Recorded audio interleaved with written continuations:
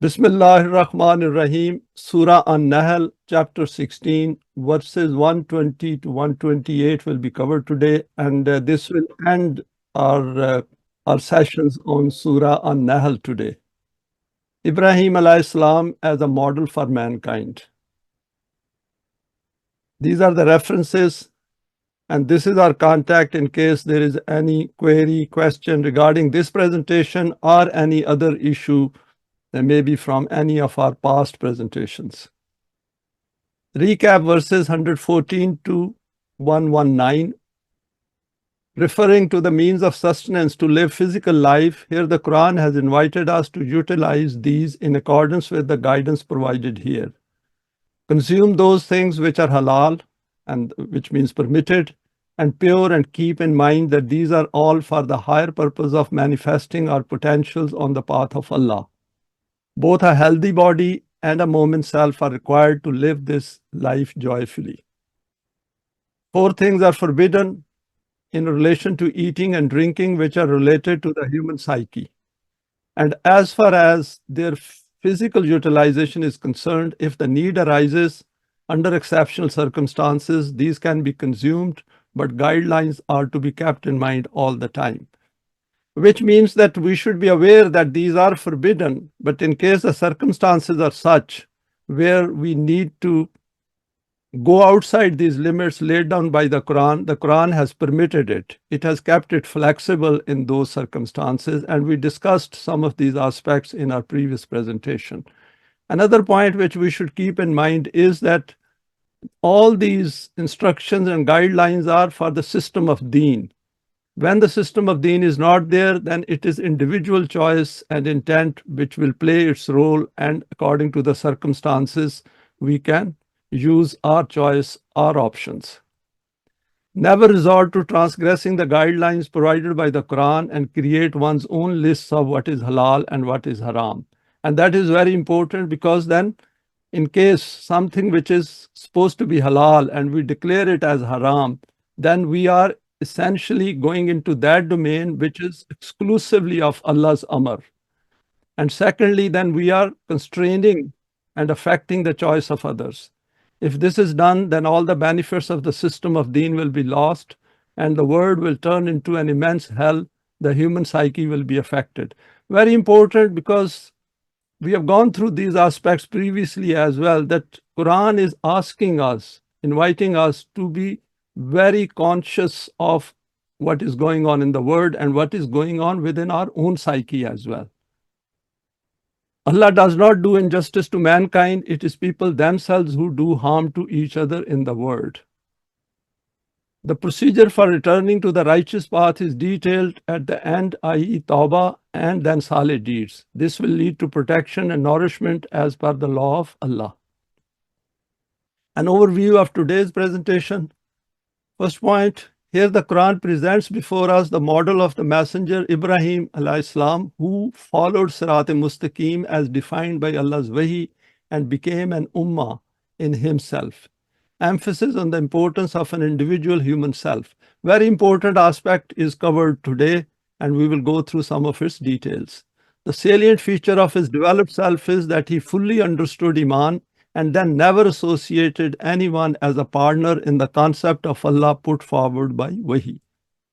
As a consequence of this, he benefited in this life and is counted among the Saleheen in the life of the hereafter, i.e., because he had brought out his latent potentials through Saleh deeds together with others, and that is his companions on this path.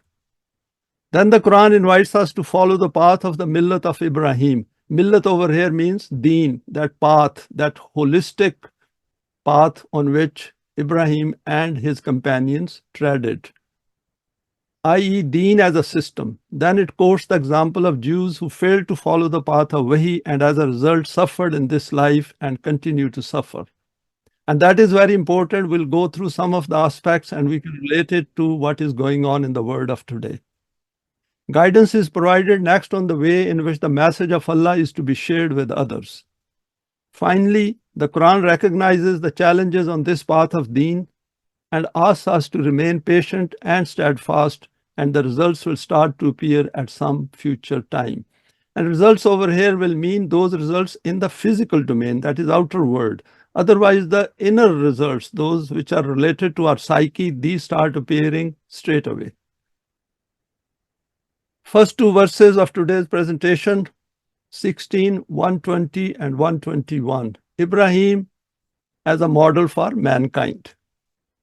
Inna Ibrahima kana ummatan qanitan lillahi hanifan wa lam yaku minal mushrikeen. Shakiran li an'umihi ajtabahu wa hadahu ila siratim mustaqeem.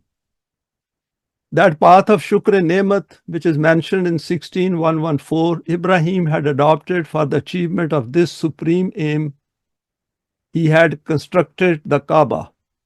Though Ibrahim was a single human being, due to his holistic personality, he was a complete nation which is bowing before the laws of Allah and turning away from every non-Allah power, and is keeping all its attention focused on this supreme goal.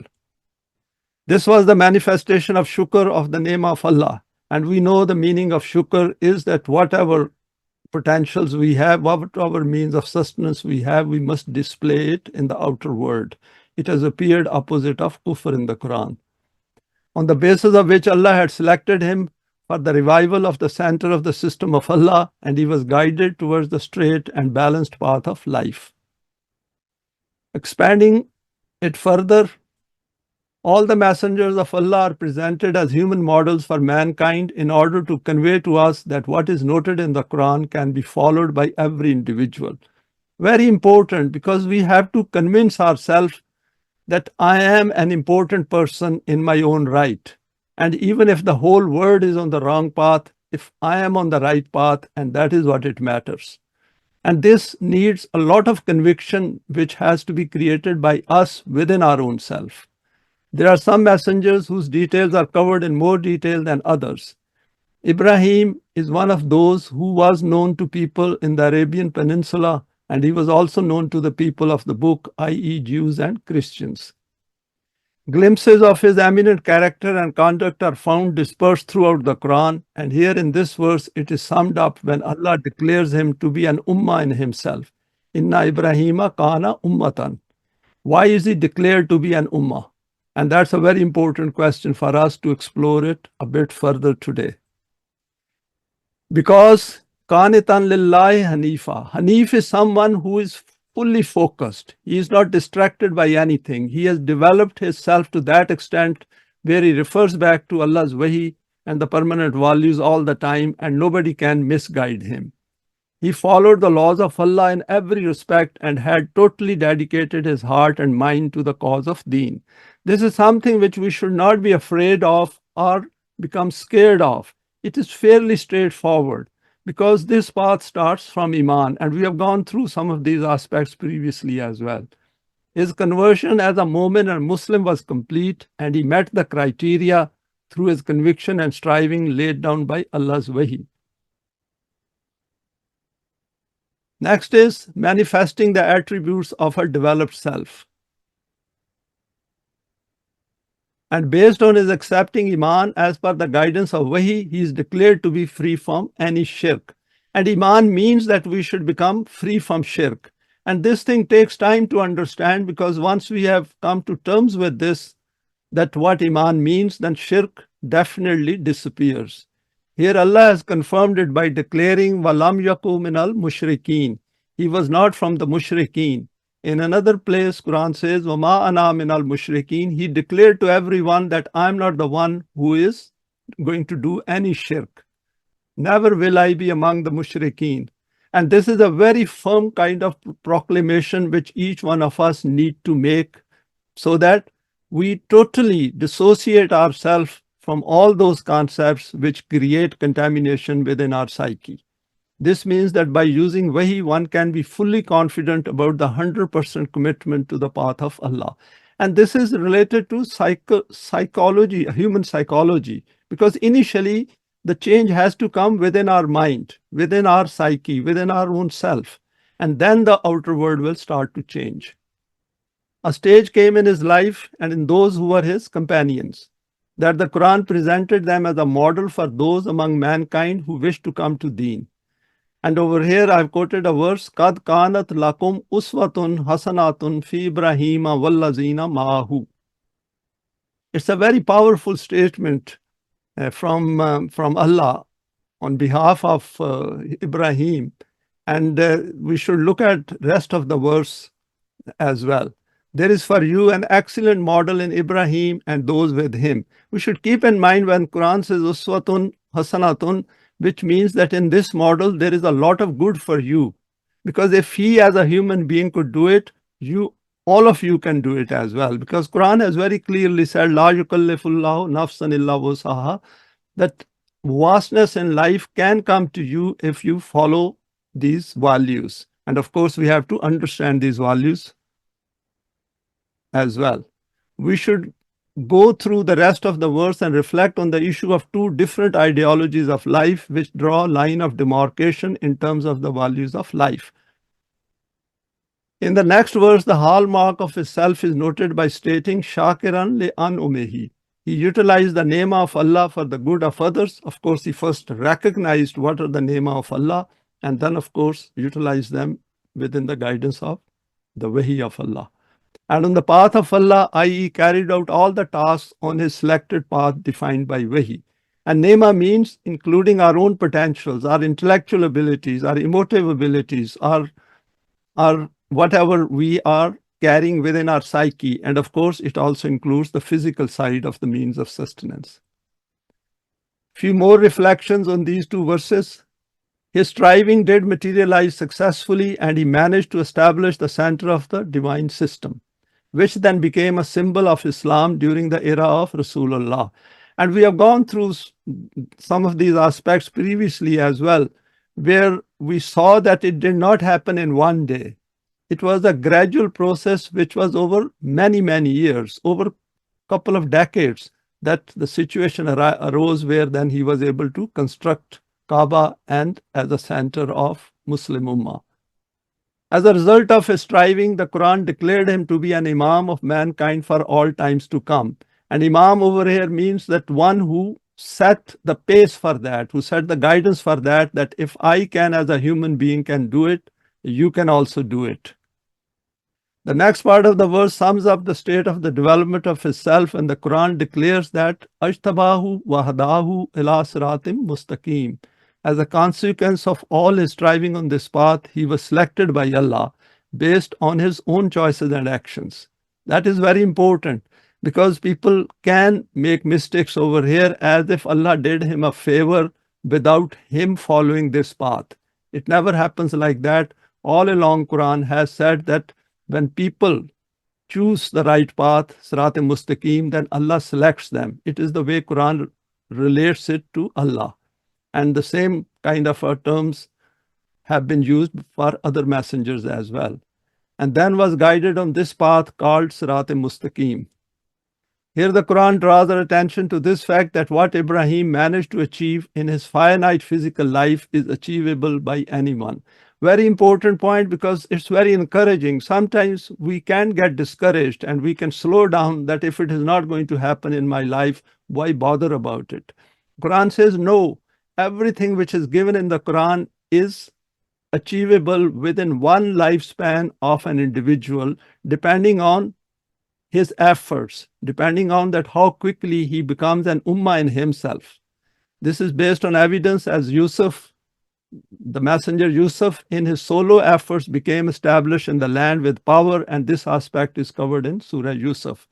And these aspects are covered regarding other messengers as well. We have gone through the lives of some of them, and this thing we should keep in mind.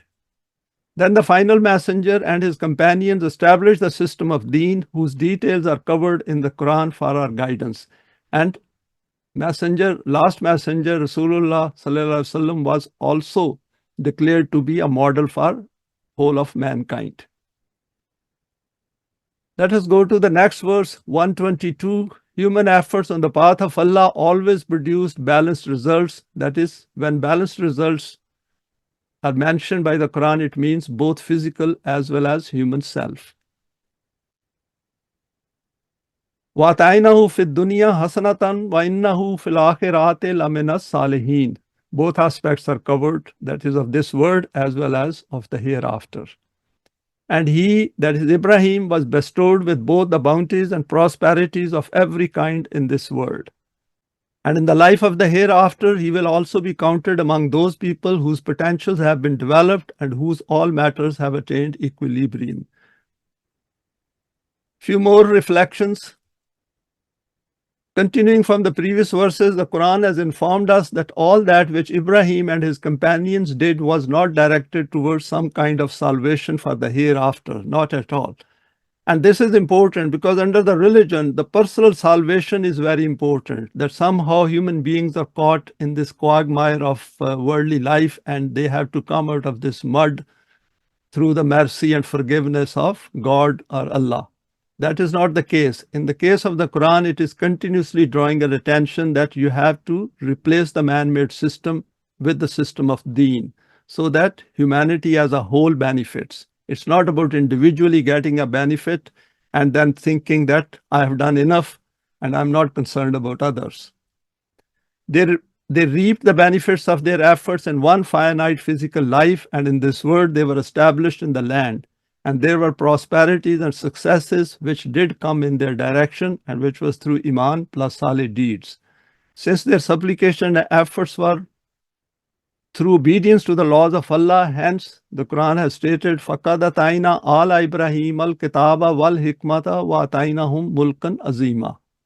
Very powerful verse. Surely on the people of Ibrahim we had conferred the book and hikmat and given them a great kingdom. A lot is implicit in this verse, and which essentially means that all of them got established in the land because of their efforts and striving on this path. They had become a Jamaat of Saleheen by coming together, and in the life of the hereafter, they joined those who were also Saleheen because they had brought out their best. They had become Ummah in themselves as per their wish. All this is predicated on their deeds which were performed willingly through their own conviction, and Allah does not let any deed go to waste because Quran says, Inna Allaha la yudiyu ajral muhsinin. Those who do balanced deeds and try to maintain equilibrium in the human society by coming together, their deeds never go wasted. Some salient aspects of Ibrahim's character from the Quran. Numerous opportunities appeared before him for self-development, and he displayed the strength of his character at each of those places. As a result, he was declared to be the Imam to act as a model for mankind for all times. And we also know, we have gone through some of these points previously as well, that as we live our life, we see that such opportunities arise in our life where we have to make a decision in the light of the Quran. And we stick to this path and do not get distracted. After acquiring Iman, he stood up to the ruler of the era, his father and his people. Very tough task, very hard. And he stood up to that challenge and announced to them that their path of life is batil. I've quoted some of these verses here. We can have a look in our own copy of the Quran. He had acquired Qalb-e-Salim, very compassionate about solving human problems, extending peace to others, made free from weaknesses, etc. And Salim has the same root as of Islam and was the one who bowed before the laws of Allah. He asked his progeny to follow the path put forward by the Wahi of Allah. He wished them to obtain the optimum from their life. He kept questioning the higher purpose of life until such time that he became fully convinced. For example, how life can come to dead nations. He fully met all the criteria of Wahi and fulfilled every commitment of his. He named and defined Muslim. Let us go to the next verse, 16, 1 to 3. Follow the example of the messenger Ibrahim. Summa awhayna ilayka an nittabi millata Ibrahima hanifa wa ma kana minal mushrikeen. O Rasool, this is the reason that we have sent this Wahi towards you, so that by moving away from every direction, you focus your sight purely on the maslak of Ibrahim. This is because, as stated above, he had adopted obedience exclusively to the laws of Allah. He did not associate anyone else in these.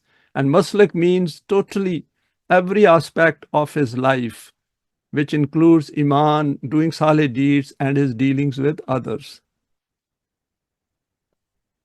Now, follow the procedure given in the Quran and get the results. It is that simple. Some further reflections on this verse. After pointing to some salient aspects of the Messenger Ibrahim, the Quran now tells the Jamaat-e-Mu'mineen of the earlier era and also for our guidance that there is a great instruction in what is described about Millat of Ibraheem, that is Deen. It becomes easier to follow a beaten track knowing that someone has been on the previous path previously. And this is very important. For example, if we have gone to some forest and if there is already a track over there, that encourages us that somebody has been on this track. Devising our own path is always very difficult because if one is a pioneer, then it becomes very difficult. But if we already know that someone has been on this path, then it is very encouraging.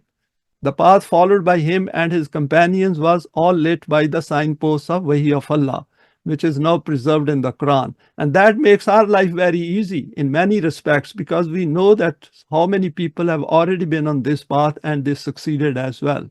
And the Quran presents their evidence for all times. If we look at the life of Ibrahim, we will see that it is not complicated at all. And this is very important. If we really look at a typical, for example, verses in which his conduct, his behavior, his character is portrayed, we will see that it is not something which is beyond our reach. We all can do it and we should all strive to do it. What is required is focus and perseverance, and Wahi keeps making it easier and simple. And one of the things which can motivate us is that we say that this world around us, which is man-made and its problems, we don't accept it. We want something better. And that better is in the system of Deen. The Quran places repeated emphasis on not resorting to shirk, i.e. not to contaminate our mind with non-Allah concepts, where we become distracted by the attractions of the man-made systems and shortcuts. And this aspect is important to keep in mind, that there will always be allurements and attractions, but that is a point where we have to make a choice and we put our foot down and say, I'm not going to go in that direction because that direction is followed by the majority, and that is why we have the world the way it is in 2024. Once we acquire this conviction called Eimaan and strengthen it further with Saleh deeds, a stage arrives where we see the reality manifested before our eyes. It is the developed self which strives for the system of Deen willingly, as this is how we acquire conviction in the permanent values. So this path is not changing ourselves mechanically, not saying that I have to do it. No, I don't have to do it. I will do it because this is the only path which will get me out of the mess in which we are in this world. And this is how we are going to sow this seed within us and of course among us, so that we can get Allah's help according to his law on this path. And we will do what is required by us to do on this path. All this needs time, as the human psyche needs to become convinced through evidence in the outer world and within its inner self. Next verse 1 to 4, the existing state of Jews merits learning a lesson. إنما جعل السبت على الذي اختلفوا فيه وإن ربك لا يحكم بينهم يوم القيامة فيما كانوا فيه يختلفون. Though these Jews make these claims that they are the followers of the Millat of Ibrahim, but they had created severe differences in it and had adopted transgression against the laws of Allah, due to which the punishment of the Sabbath descended on them. Your Rabb will decide on those matters in which they differ when the time for the manifestation of outcomes will arrive. Some very important aspects given over here, that after covering Ibrahim and his being an Ummah in himself, Quran has quoted an example of Jews, or the people of the book. Further elaboration of this, verse 1 to 4. Here the Quran has pointed to the issue of observing the Sabbath by Bani Israel, which was there to create discipline. And it does not mean that they did not have other flaws and other wrong things they did. But Quran over here has, as an example, took out the issue of Sabbath. And the Quran has pointed to its aspects in other verses. It was asking people to refrain from business activity for one day, and that was Saturday. For example, to not go fishing in order to preserve these and not overfish. This could be the sub-clause of the system. We should keep in mind that over here, restriction which was not placed on Muslims means it could have been created by Jews themselves, or it could be a sub-clause which was put in place by those who were running the system. But whatever the case is, the Quran has given an example over here that these people went against it. The basic meaning of Sabbath is comfort and peace. However, in the Jewish terminology, it is used for Saturday, on which day they did not do any business, which is, of course, they were taking rest and they had to confine themselves, not doing any proper business. And I'm sure it must have been defined by the state at that time. It started from the previous evening, that is Friday, and covered the whole of Saturday. Other than business, many other daily chores were also to be avoided. They were told not to break its limits. And Quran says, La ta'du fis sabte, transgress not in the matter of Sabbath. However, they could not obey it, temptation to do wrong, and as a consequence, they became humiliated and ruined. When a nation stops obeying even minor limits for discipline, then it points to their lacking discipline and the desire to obey laws. And we can relate this to many other aspects of the Quran, which Quran has asked mu'mineen to follow. And by obeying those limits, by keeping ourselves within those limits, is the way to create a psyche within us which can carry out the responsibilities of Deen. Respect for law starts to disappear and gradually a serious decline sets in. And these things might look minor and not very serious initially, but gradually and collectively, the nations start to decline and ultimately then they disappear. A few more reflections on this verse. Bani Israel started to differ mutually in these matters as noted in this verse. In another verse, it is stated that in a seaside town, they were asked to not go fishing on the Sabbath. In order to conserve their stock, however, they were tempted and started to contravene the law. This affected their psyche.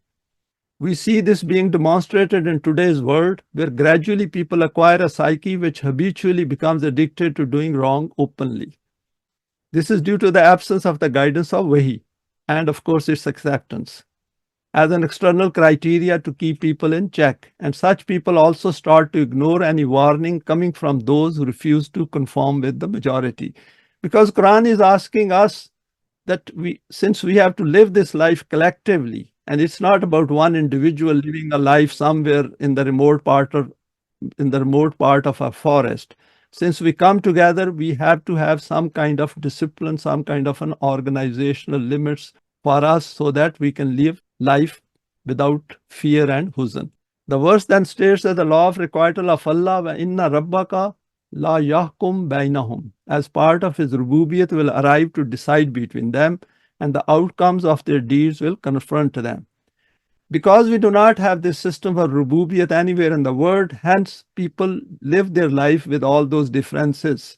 And wherever differences disappear, we will see that this is normally because of their vested interest in this life. This aspect is covered by stating, Yawm al-Qiyamate fima kanu fihe yakhtalifun. The day when the outcomes of these deeds of theirs will confront them in the matters in which they used to differ in this world. So Yawm al-Qiyamah over here, we should take it that these differences will lead to consequences right in this world. Because if these are settled in the life of the hereafter, then these are of no consequence as far as this life is concerned. So Quran points our attention to this aspect, that these differences are the ones which will create disunity among yourself, as a result will create chaos, conflict, wars, etc.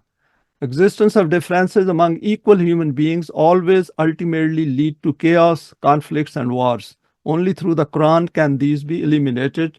People without Eimaan do unite on common vested interests. They never unite on the hereafter because they do not have Eimaan in the hereafter. So the purpose of their life is to accrue as many material benefits in this life as possible before they die and disappear forever. Next verse 1 to 5, learn the procedure to communicate Allah's guidance. Udu ila sabile rabbika bil hikmati wal mau'izatil hasanati wa jadilhum billati hiya asanu. Inna rabbaka huwa alamu biman dalla an sabilihi wa huwa alamul bil muhtadin. At this time, do not become entangled with them. Instead, keep giving the invitation with wisdom and balanced reasoning on the path towards your Rabb, i.e., by keeping in view the purpose and reason for the laws of Allah and the aim and focus of the ethical values. And in the matters in which they differ, talk to them with extremely balanced manners. Your Rabb knows well who has gone astray from his path and who is treading on the straight path. Learn all aspects of the system of Deen, that is, Rububiyat.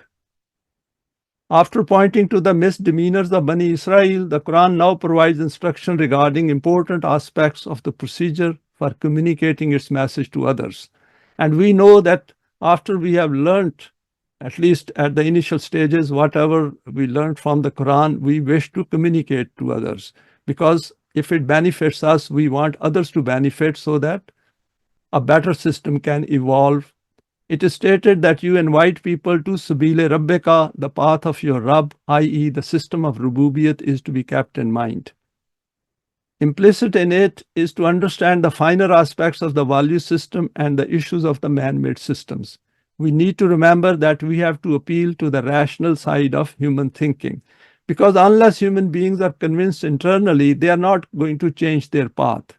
The emotive path of religiosity is very difficult to change. They have to address it through their rational side of their mind. Because if someone is following a religious path or the secular path and it is a benefit to them, they are not going to come to the path of the Quran unless they start thinking themselves.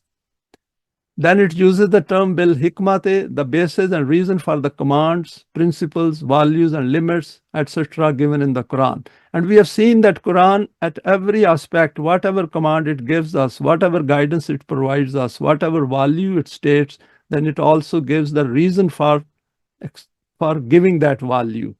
And if we go against that value, it also tells us what will be the consequences, so that people can compare these with the prevalent relative values and issues of the man-made systems.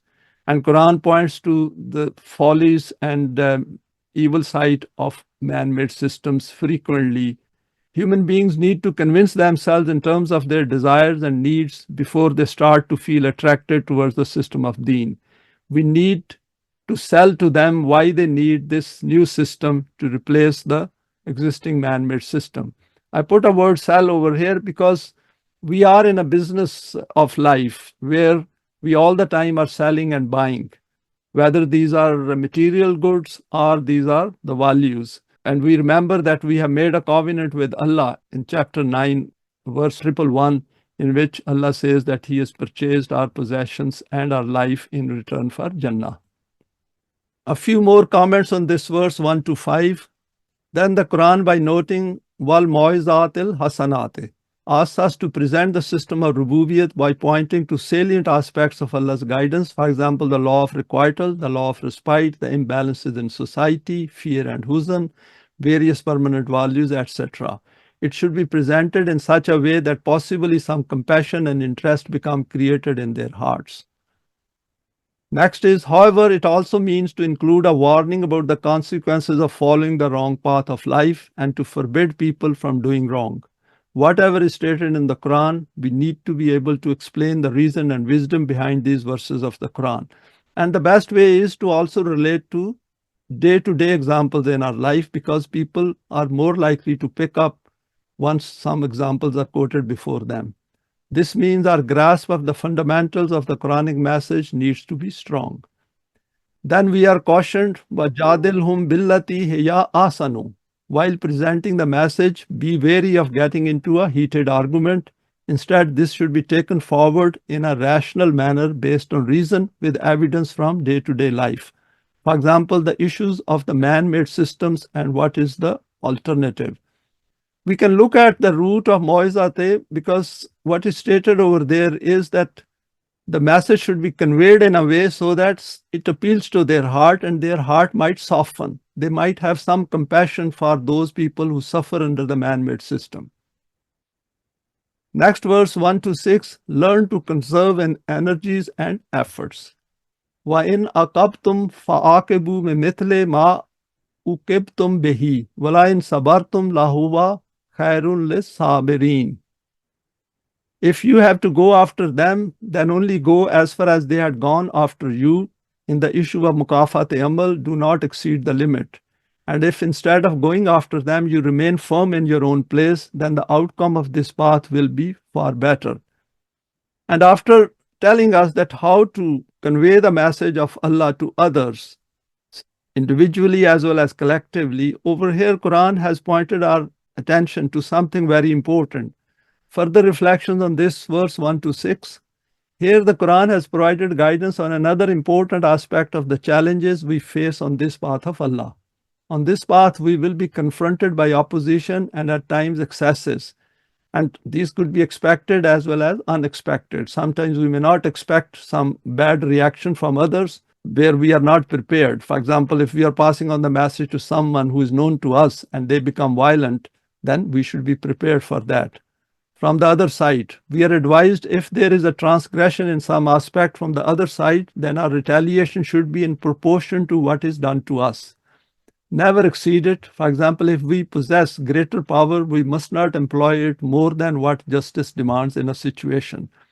See how Quran guides us on every finer aspects of our psyche and takes into account that what we should expect on this path.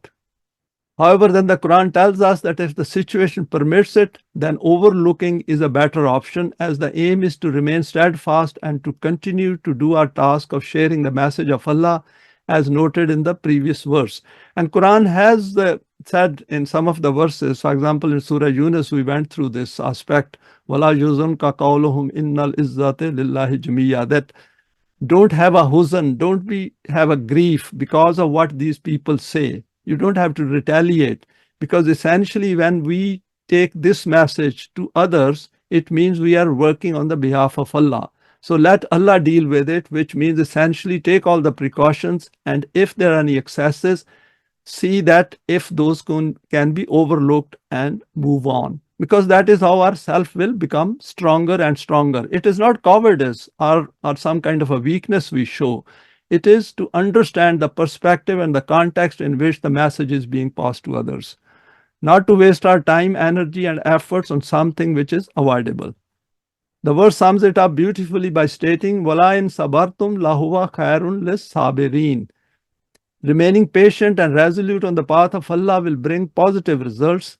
The reason for insisting on patience and to give respite is to allow the law of requital to do its job while we keep pursuing Siraat Mustaqeem. It does not mean that we give it up or become weak or we become withdrawn and say, oh, this cannot be done. This kind of frustration hampers our abilities. It slows us down, and we must make sure that we do not slow down. Next verse 1 to 7, be patient and not stress on the potential outcomes of others' wrong path. Wasbir wama sabruka illa billah wala tahzan alayhim wala taku fi zaikin mimma yamkurun. Hence, it will be better that you remain firm and resolute on your program, and this will only be by obtaining the support of the laws of Allah. And do not be distressed by feelings about their destruction. Those people who have not accepted in any way, how can they remain protected from destruction? Nor be disheartened by their secret plotting.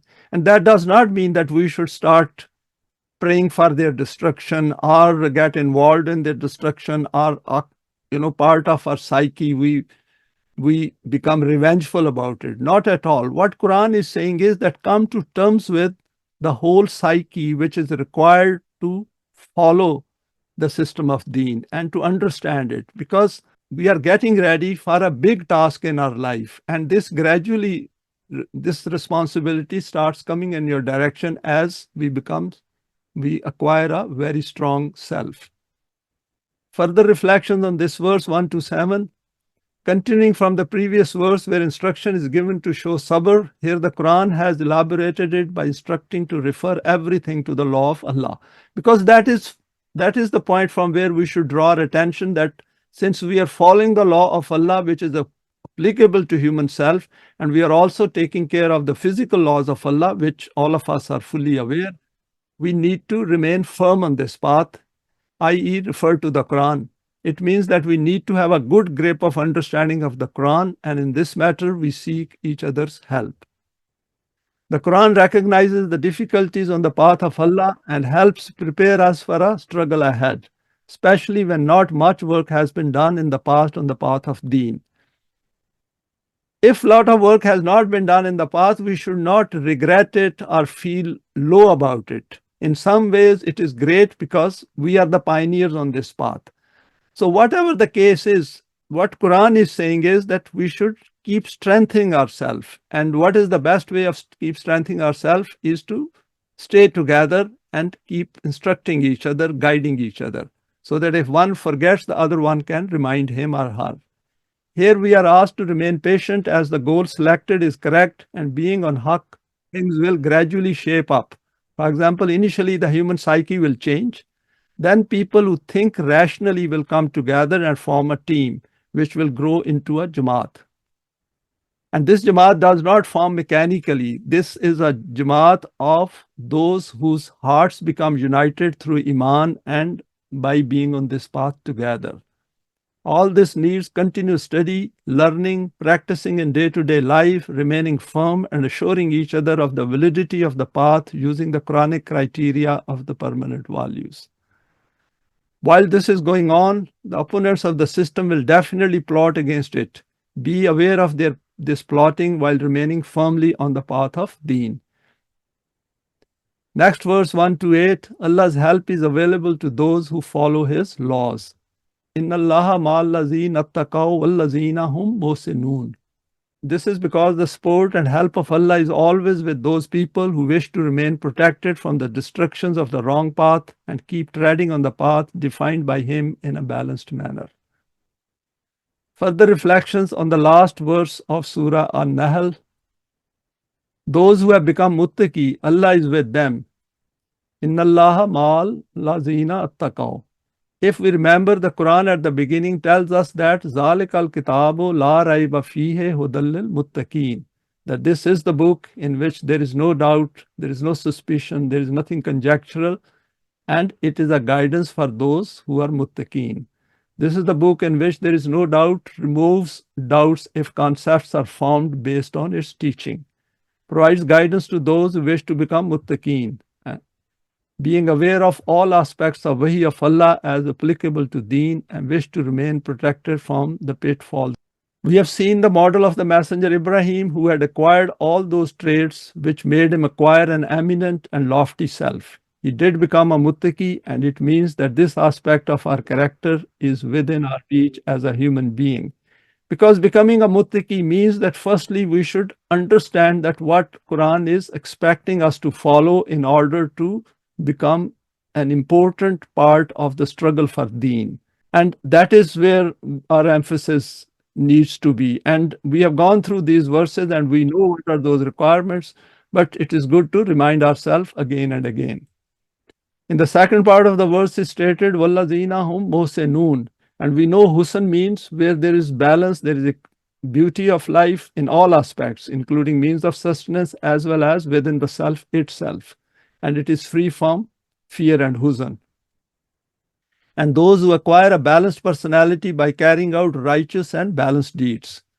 Adding beauty and balance to the society in which we live means we need to be aware of all that disturbs the balance and equilibrium of a society.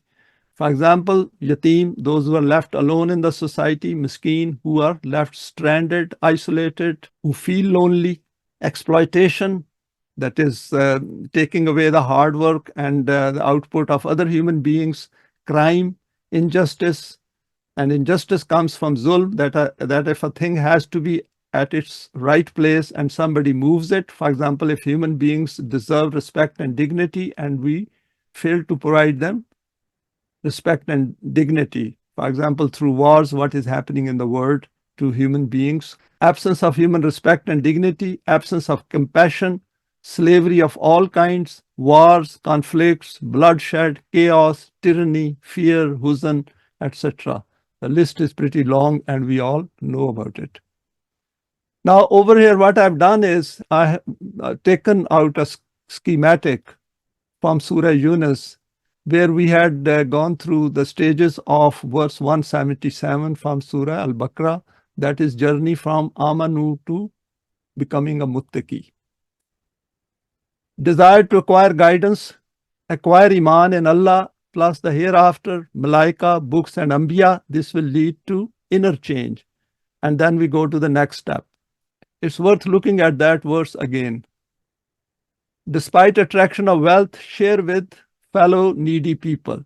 And that is very important because acquiring Iman means that we understand that we have to go against that greed, that inner attraction for wealth. It is very important because if we haven't acquired that ability and we still are very focused on accumulation, then essentially we haven't acquired Iman.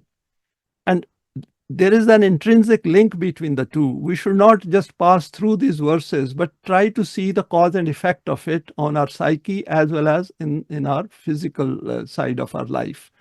Share with fellow needy people because then we have to recognize that who are these needy people, who created them. Continue to reflect profoundly on the state of man-made systems, then recognize the need for Salat and Zakat as systems. It is not about doing these things individually, because Quran all along points our attention towards the collective side of the system, because that is where the change is going to come. And then we have to see our own role in that collective system and be happy to be part of it, not look at it mechanically, oh no, I have to do it. No. When we work for Allah and we have volunteered to be on this path and entered into a covenant, then we have to create that state within us, in our psyche, which is pleased with this bargain, this covenant which we have made with him voluntarily. And in any case, this life is going to come to an end, the physical death, whether we like it or do not like it. But this is a mechanical way of looking at it. We should look at it by converting our psyche on this path willingly and come to terms with that change within us and be pleased about it. Come to this conclusion that in order to proceed further, need to make a commitment on the path of Allah, strive with other mu'mineen never to abandon this straight path of the Quran. And this should become a one-way street, and we should burn all our boats when we get onto this path so that the path to escape from this path is totally closed. Having been on this path, continue with full focus of mind and heart, confront all hardships. This will help to strengthen and develop the self through free volition. More will gradually share the same aim because more people will join in. This path has attraction for those who are looking for guidance in their life and who get fed up with the man-made system. As the system of Deen requires people of very highly developed intellect and emotive stability, gradually they will keep becoming muttaqi after going through these step changes. This coming together and removal of differences will become an evidence of the Quran being al-Haq. With that, we come to the end. Thanks for your time and for sharing this today. Please feel free to share it with your contacts. You may like to subscribe for future talks related to the Quranic system of Deen.